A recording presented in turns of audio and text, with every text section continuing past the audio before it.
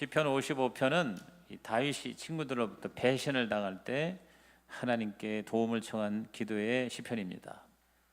가장 가까운 친구들로부터 다윗이 배신을 당합니다. 마음이 찢어질 듯합니다. 그 받은 상처, 그걸 하나님 앞에 나와 치료받는 장면입니다. 오늘 저와 여러분도 우리 주위에 믿었던 사람, 가까웠던 사람들로부터 더 상처받을 수가 있어요. 사실 지나가는 낯선 사람이 나한테 상처 주는 그건 기적이에요.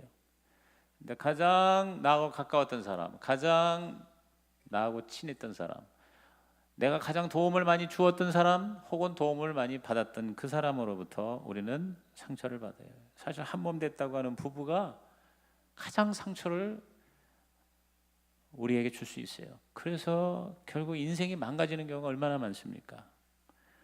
그런데 오늘 저와 여러분에게 희망이 있습니다. 뭐냐? 사람에게 받은 상처 하나님이 치료하신다는 것입니다. 믿으시면 아멘 하십시다. 오늘 어떠한 종류의 사람에게 상처받았다 하더라도 이 밤에 하나님께로 온 저와 여러분은 하나님의 치유를 받을 줄로 믿습니다. 하나님이 치유하십니다. 시작. 하나님이 치유하십니다. 오늘 설교 제목이에요. 하나님은 어떻게 치료하시느냐? 첫째, 우리가 하나님께 피해야 돼요. 하나님께 피해야 돼요. 자, 8절 55편 8절 다 같이 시작. 내가 나의 피난처로 속히 가서 폭풍과 광풍을 피하리라 하였도다. 나의 피난처로 속히 가서 그랬어요. 오늘 저와 여러분에게는 피난처가 있어요. 하나님은 우리의 피난처가 되신다는 말씀은 얼마나 성경에 많이 나오는지 몰라요. 그리고 다윗이 가장 애용했던 표현이에요.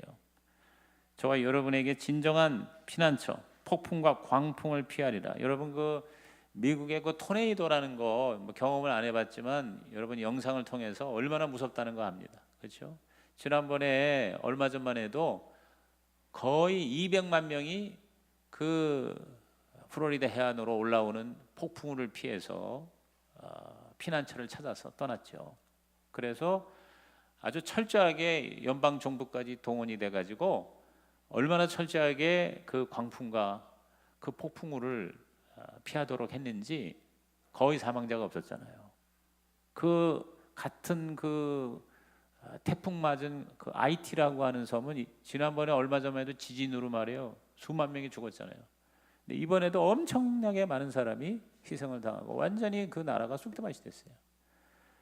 그러니까 피하지 않으면 결국 당하는데 감사한 건 저와 여러분에게 진정한 피난처가 있으니 바로 우리 주 예수 그리스도 하나님이신 줄로 믿습니다. 오늘 이 밤이 저와 여러분에게 피난처가 되기를 주님의 이름으로 축원합니다. 다윗은 가장 친하고 믿었던 자가 자기를 배신했어요. 그래서 상처받았어요. 12절에서 14절 얘기입니다. 나를 책망하는 자는 원수가 아니라 원수일진데 내가 참았으리라. 나를 다하여 자기를 높이는 자는 나를 미워하는 자가 아니라 미워하는 자일진데 내가 그를 피하여 숨었으리라.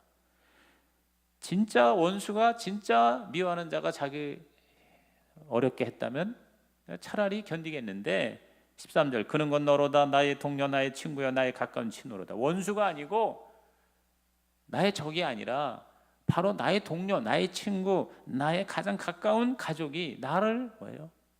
배반하는 거예요. 나를 힘들게 한 거예요. 14절에 우리가 같이 재미있게 의논하며 무리와 함께하여 하나님의 집안에서 다녔도다 그랬어요. 하나님의 집안에서, 교회에서도 우리가 서로 상처 주는 칼이 될 수가 있다는 거거든요. 이 마음의 상처는 다른 사람이 상상하기 어렵습니다. 그래서 다윗도 4절과 5절에 뭐라고 했습니까? 내 마음이 내 속에서 심히 아파하며 그랬어요. 내 속에서 심히 아파하며 사망의 위험이 내게 이르렀도다.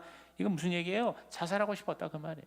너무 내가 힘들어서, 너무 상처가 되어서. 그래서 실제로 여러분 육체가 아파서 죽는 그게 아니라 마음이 아파서 스스로 목숨을 끊는 자살이 오늘도 40명이 우리나라에 매일 40에서 50명이 자살해요.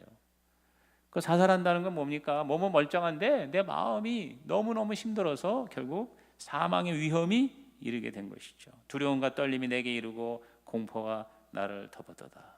그러니까 내 몸이 병든 것보다 더 무서운 건 뭐예요? 마음의 상처라는 거죠. 그런데 감사한 것은 하나님이 바로 그 상처를 치유하시는 분이다. 할렐루야.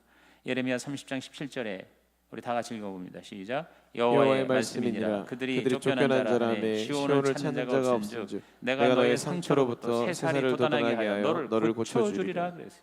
너의 상처로부터 새살이 돋아나게 하여 너를 고쳐주리라. 여러분, 그 상처에서 새살이 돋는 거 아주 신기한 거예요. 그처럼 오늘 저와 여러분의 마음의 상처도 우리 하나님께서 치유하신다. 그래서 그 상처를 오히려 하나님께 영광 돌리는 기회로 삼으신다. 상처로 오히려 더 하나님의 사람이 될 수가 있다. 이게 바로 우리의 희망이에요. 어떤 독수리 나라에 독수리 3마리가 살고 있었대. 이들은 자기들이 세상에서 가장 못난 독수리라고 생각했습니다. 더 이상 이 세상을 살아갈 필요가 없다고 생각했어요. 독수리가 무슨 생각을 했겠어요. 그러니까 이제 은혜 받으라고 얘기를 만들어낸 거겠지요. 어느 날 새 독수리가 자살하려고 벼랑이 모였습니다. 무슨 독수리가 자살을 하겠어요. 막 자살하려는 순간 망에서 파수를 보던 그 독수리 나라의 최고의 영웅 독수리가 날아와서 야, 너희들 왜 죽으려고 하냐? 그러자 한 독수리가 저희들처럼 못난 독수리는 살아갈 필요가 없어요. 너희들은 왜 못난 독수리냐? 저는 매일 날기 시험에서 떨어져요. 저같이 멍청한 독수리는 없을 거예요. 저는 매일 윗독수리에게 얻어 터지면 살아요. 이렇게 사느니 아예 죽는 게 나아요. 저는 사랑하는 독수리에게 버림을 받았어요. 저 같은 바보는 살 필요가 없어요. 너희들이 보기에는 내가 아무런 상처 없이 태어나자마자 영웅 독수리가 되어 있는 줄로 생각하는구나 하고 이 영웅 독수리가 큰 날개를 쫙 피니까 그 날개 안에 여기저기 엄청난 상처들이 거기 얼룩져 있는 거예요. 이건 날기 시험에서 떨어져 생긴 상처고, 이거는 윗독수리에게 얻어터진 상처고, 하지만 이건 눈에 보이는 상처일 뿐 가슴속에 묻힌 상처는 더 크단다. 세상에 상처 없는 독수리가 어디 있겠냐? 그건 아마 태어나자마자 죽은 독수리일 거야. 살아있는 독수리라면 다 상처가 있는 곳. 세상을 살아가면서 상처 없이 고통 없이 어떻게 살겠냐? 그런 것들로 해서 이 세상은 살아갈 만하지 않겠냐? 그랬어요. 이런 독수리가 진짜 있을까요? 여러분, 이 이야기에서 오늘 저와 여러분이 상처가 오히려 우리에게 하나님의 위대함을 증거하는 기회가 되기를 주님의 이름으로 축원합니다. 상처 입은 치유자라는 말 들어보셨죠? 헨리 나우엔이 상처 입은 치유자다 그랬어요. 그러니까 상처를 입었기 때문에 남을 치유할 수가 있다는 거죠. 예수님이 왜 우리를 치유할 수 있느냐? 예수님이 고난당하셨고, 예수님이 채찍질 맞으셨고, 예수님이 상처를 받으셨다. 예수님도 가룟 유다에게 배신을 당했고, 예수님도 자기 사랑하는 사람들에게, 제자들에게 버림을 당했어요. 예수님이 아무 죄가 없는데 십자가에 달려 죽으셨어요. 철저하게 예수님이 억울한 상처를 받으셨던 분이기 때문에 우리 저와 여러분이 가장 마음에 억울했던 그런 상처도 주님은 다 그거를 이해하시고 저와 여러분을 도와줄 수가 있으시고, 오늘 이 밤에 하나님께 기도할 때 예수님은 성령을 통하여 저와 여러분의 상처를 오히려 위대한 하나님의 영광의 흔적으로 업그레이드 시켜주시기를 주의 이름으로 축원합니다. 두 번째는 하나님께 피할 뿐만 아니라 하나님께 구하라는 겁니다. come, 그 다음엔 call이에요. 영어로 말하면 이제 C를 시작하는 단어로 여러분 잘 정리해 드리는 거예요. come, 오라는 거예요. 하나님, 즉 하나님께 피하라는 거예요. 둘째, call, 나를 부르라 이 말이야. 나를 찾으라, 나를 향하여 부르짖으라. 자, 16절입니다. 시작. 나는 하나님께 부르짖으리니 여호와께서 나를 구원하시리로다 그랬어요. 자, 다윗이 위대한 영웅이 될 수 있었던 것은 아무 고난이 없고 상처가 없고 만사형통, 태어나자마자 금수저 물고 태어난 왕이 다윗입니까? 아닙니다. 다윗은 왕이 되기까지 무수한 고난 상처, 왕이 되고 나서도 엄청난 고난을 당했어요. 마지막에 그 말년에 나이 70이 다 될 때에 자기 아들 압살롬에게, 자기 사랑하는 아들에게 여러분 배신을 당했잖아요. 압살롬아 하면서 여러분 그 할아버지가 그 어마어마한 위대한 왕이 맨발로 압살롬을 울부짖으면서 압살롬의 그 시체를 부둥켜 안으면서 여러분 말년에도 너무 많은 상처가 있었어요. 그러나 그는 영웅이었죠. 왜? 그는 항상 하나님을 잊지 않았어요. 하나님께 부르짖었다 그랬어요. 그렇습니다. 오늘 저와 여러분이 이 밤에 왜 나왔습니까? 하나님을 여러분 만나기 위해서, 부르짖기 위해서. 너는 내게 부르짖으라. 내가 내게 응답하겠고 내가 알지 못하는 크고 은밀한 일을 내게 보이리라. 오늘 여러분 이왕 왔는데 하나님 앞에 부르짖는 시간 되길 바라고, 하나님의 은밀한, 하나님의 시크릿, 하나님의 기가 막힌 해법을 받아가지고 돌아가시기를 주의 이름으로 축원합니다. 여러분, 저는요 하나님으로부터 무슨 어떤 확실한 명쾌한 답을 얻어서가 아니라 하나님께 부르짖으면, 하나님께 다 토해놓으면 희한해요. 그 말이 진짜 그런 것 같아요. 모든 지각에 뛰어난 하나님의 평강이 내 마음과 생각을 지키시리라. 모든 지각에 뛰어난 게 뭐냐면 이해가 안 돼. 이해가 안 돼. 인간적으로는 도저히 이게 안 되는 거야. 그런데 여러분, 하나님 앞에 기도할 때, 하나님 부르짖을 때 하나님께서 기가 막힌 하나님의 평강을 저와 여러분에게 허락하셔서 우리의 마음의 상처를 최고로 고치는 게 바로 평강이에요. 평강, 하나님의 피스예요. 모든 상황에 뛰어넘는 하나님의 기가 막힌 평안, 이거는 절대로 세상에 줄 수 없는 하나님의 평안. 이것이 오늘 저와 여러분에게 하나님의 치유의 약이 되시기를 주의 이름으로 축원합니다. 하나님께 구하면 반드시 응답하십니다. 17절에 저녁과 아침과 정오에 내가 근심하여 탄식하려니 여호와께서 내 소리를 들으시리로다 그랬어요. 이거 보세요. 다윗이 얼마나 확신을 가지고 있어요. 아침에, 점심에, 저녁에 유대인은 네 번을 하나님 앞에 기도를 했어요. 이슬람은 5번 기도한다는데 유대인은 4번 기도해요. 우리는 개신교는 3번 기도해요. 뭐 몇 번이 중요한 게 아니에요. 하나님 앞에 부르짖어 기도할 때 하나님이 들으신다 그랬어요.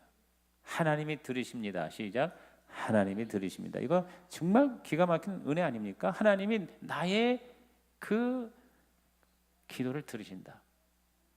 예수 그리스도의 이름으로 하나님께 드리는 기도를 하나님은 들으신다. 구하라 그러면 주실 것이요, 찾으라 그러면 찾아낼 것이요, 문을 두드리라 그러면 너에게 열릴 것이니.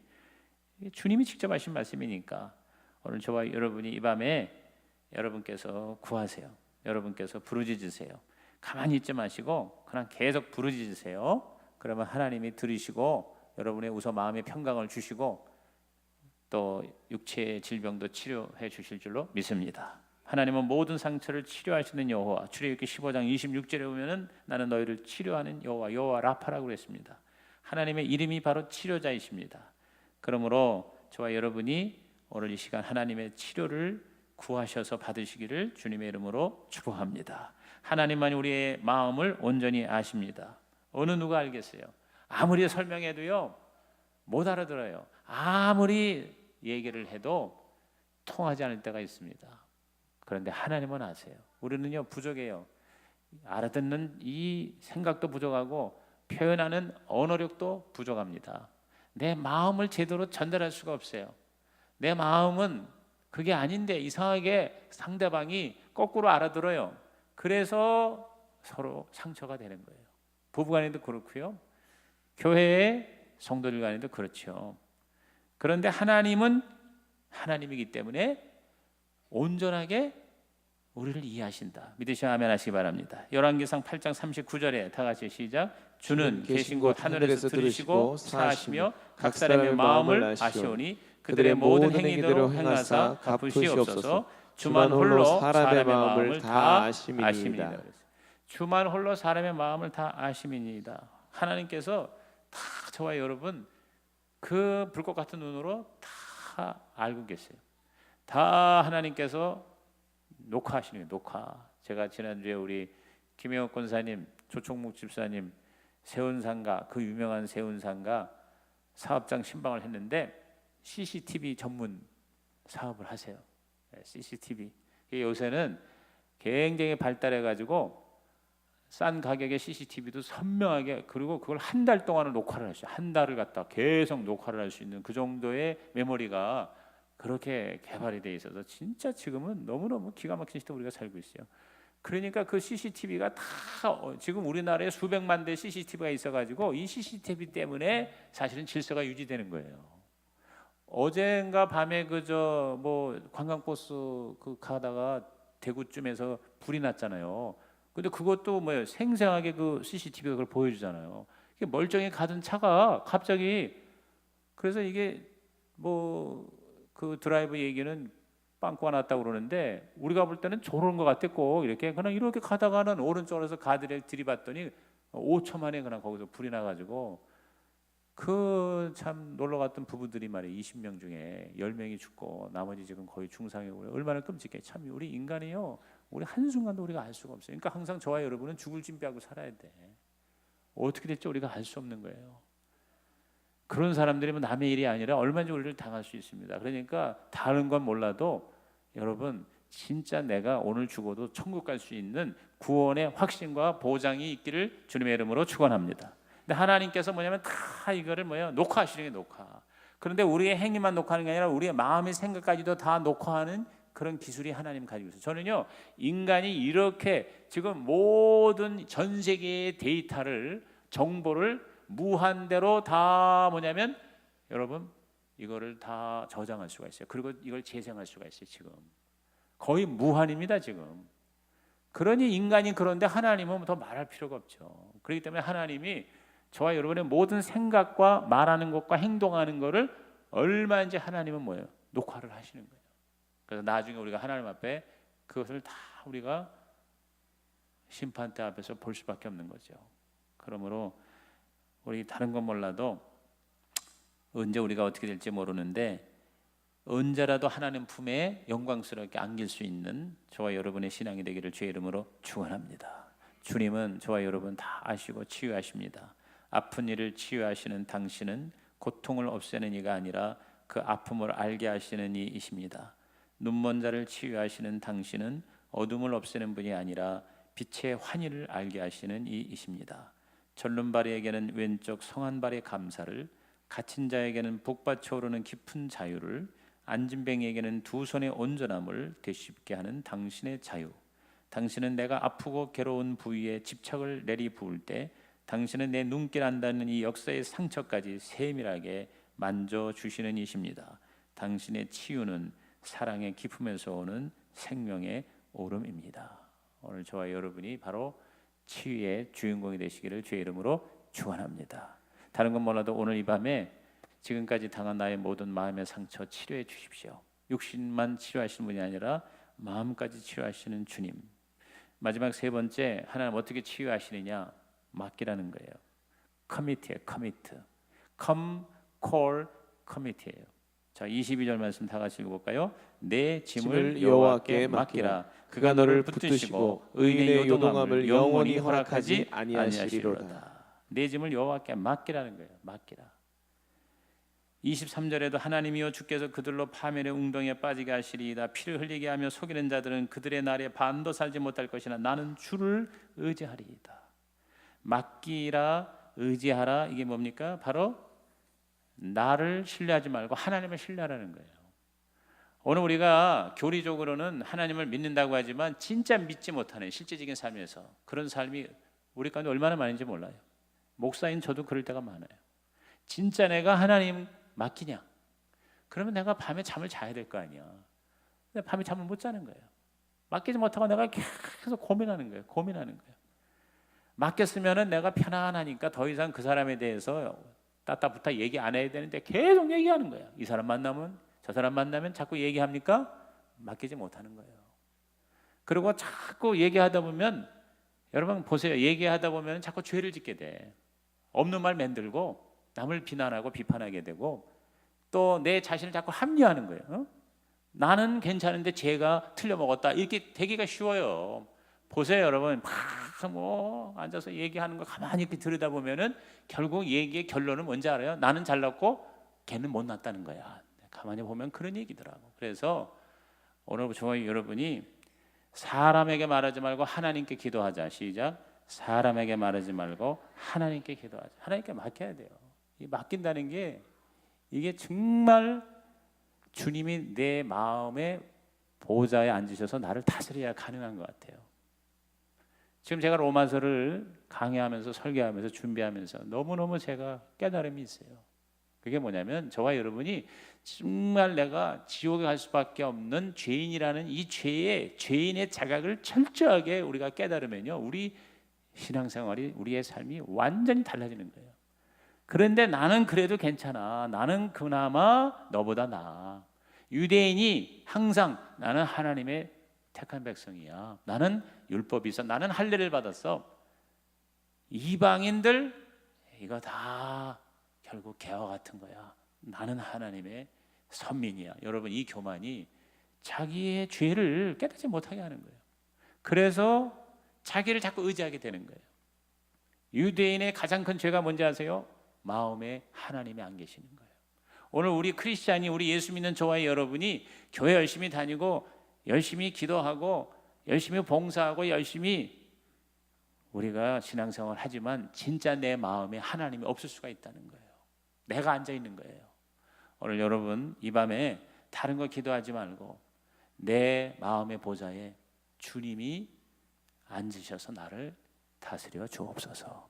철저하게 우리 자기 신뢰에서 예수 신뢰로 가는 게, 그게 바로 예수 영접이에요. 진짜 예수를 내가 영접해야 된다는. 제가 요새 예수 영접의 이 시간들을 가지면서 11월 5일 날 6차 예수 영접이 있습니다. 제가 이 영접이라는 개념을 점점 깨닫는 거예요. 점점. 진짜 예수님을 첫째 나의 구주, 둘째 나의 주님으로 내가 영접을 진짜 했다면 우리의 삶이 반드시 뭐예요? 달라져야 된다. 그렇지 못한 거는 사실은 예수를 종교적으로 우리가 그리스도인인 것처럼 살지만 진짜 예수를 영접하지 못한 사람이 얼마든지 있을 수 있다는 거예요. 오늘 이 밤에 여러분이 철저하게 예수 영접이란 뭐냐? 자기 신뢰에서 예수 신뢰로 옮기는 거예요. 삶의 중심축을 옮기는 거예요. 그래서 하나님께 맡기는 거예요. 나에게 상처 준 그 사람조차도 우리는 하나님께 맡기는 거예요. 그래서 로마서 12장 19절에 내 사랑하는 자들아 너희가 친히 원수를 갚지 말고 하나님의 진노하심에 뭐하라? 맡기라. 기록되었으되 원수 갚는 것이 내게 있으니 내가 갚으리라고 주께서 말씀하시니라. 그래서 그 원정수 박사가 옛날부터 하는 유명한 말이 새벽에 두고 보자. 새벽에 두고 보자. 하루 종일 자기를 힘들게 한 사람에 대해서 절대 그 앞에서 대적하지 않고 하나님 앞에 내일 새벽 기도에 하나님한테 일러야지. 그러니까 새벽마다 하나님한테 얘기하는 거예요. 아, 내가 요새 그 의미를 조금 깨닫는 것 같아요. 여러분 절대로 사람 앞에 가서 이러쿵저러쿵 얘기해봐야 남는 거는 오히려 더 상처받아요. 그러니까 차라리 하나님 앞에 새벽에 나와서 계속 하나님한테 일러 바치는 거예요. 하나님한테 일러 바쳐. 하나님께 맡겨. 그러면 하나님이 해결해 주실 줄로 믿습니다. 하나님이 보응하시는 것이 가장 완벽합니다. 시편 118편 7절에 여호와께서 내 편이 되사 나를 돕는 자들 중에 계시니 그러므로 나를 미워하는 자들에게 보응하시는 것을 내가 보리로다. 여호와께서 내 편이 되사. 시작. 여호와께서 내 편이 되사. 제가 최근에 어느 분의 상담을 했습니다.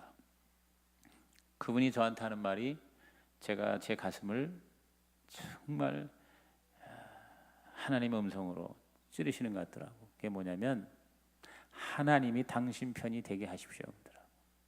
하나님이 당신 편이 되시는 것이 제일 중요합니다.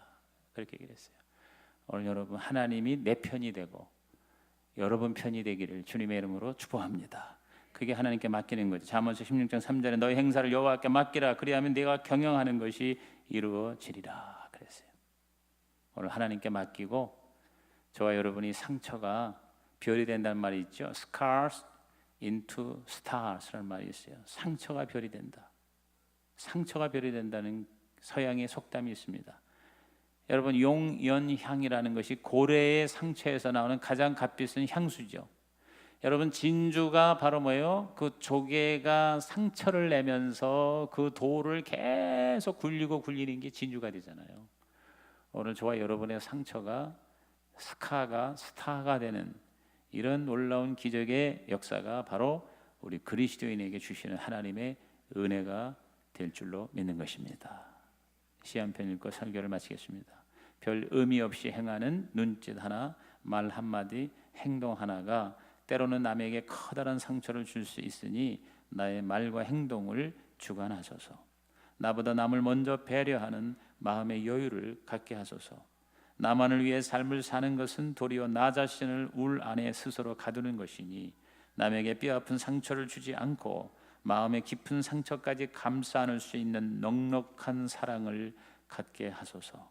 삶이 분주하고 바쁘다며 차곡차곡 쌓여지는 스트레스로 인하여 무의식 중에 나타나는 신경질적인 반응과 순간순간 분출되는 혈기를 가라앉히게 하소서. 예상치 못한 돌발적인 행동 하나하나가, 무심히 내뱉은 말 한마디가 남의 가슴에 날카롭게 꽂혀진다면 그 상처로 인해 아파하는 고통이 크니 남에게 상처를 입히지 않게 하소서. 그랬어요. 여러분, 상처받은 다윗이 오히려 남의 상처를 치료해달라고 기도하는 영웅이 된 것처럼 오늘 저와 여러분에게 그런 하나님의 특별 은혜가 임하시기를 주의 이름으로 축원합니다. 기도하시겠습니다. 하나님, 오늘 이 말씀 들은 성도들마다 어떠한 상처도 주님으로부터 치료받게 하여 주시옵시고, 남에게 상처 주지 않은 인생을 살게 하여 주시옵시고, 다른 사람의 상처까지 치유하는 하나님의 영웅과 스타가 되게 하여 주시옵소서. 예수님의 이름으로 축복하며 기도하옵나이다.